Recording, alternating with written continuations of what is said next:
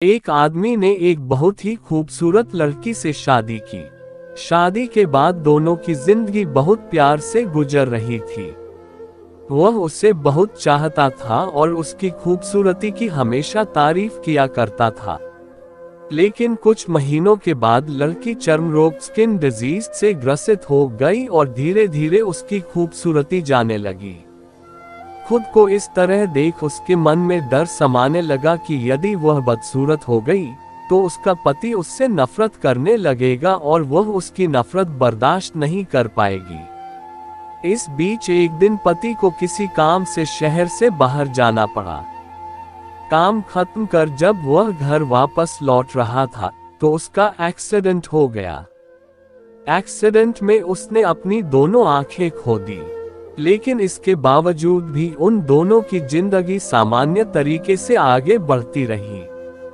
समय गुजरता रहा और अपने चर्म रोग के कारण लड़की ने अपनी खूबसूरती पूरी तरह गंवा दी। वह बदसूरत हो गई, लेकिन अंधे पति को इस बारे में कुछ भी पता नहीं था। इसलिए इसका उनके खुशहाल विवाहित जीवन पर कोई प्रभाव नहीं पड़ा। वह उसे उसी तरह प्यार करता रहा। एक दिन उस लड़की की मौत हो गई। पति अब अकेला हो गया था। वह बहुत दुखी था। वह उस शहर को छोड़कर जाना चाहता था। उसने अंतिम संस्कार की सारी क्रियाविधि पूर्ण की और शहर छोड़कर जाने लगा। तभी एक आदमी ने पीछे से उसे पुकारा और पास आकर कहा, अब तुम बिना सहारे के अकेले कैसे चल पाओगे? इतने साल तो तुम्हारी पत्नी तुम्हारी मदद किया करती थी। पति ने जवाब दिया, दोस्त, मैं अंधा नहीं हूँ।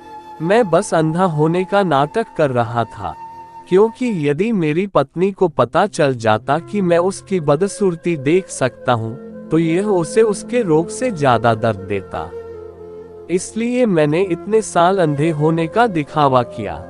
वह बहुत अच्छी पत्नी थी। मैं बस उसे खुश रखना चाहता था।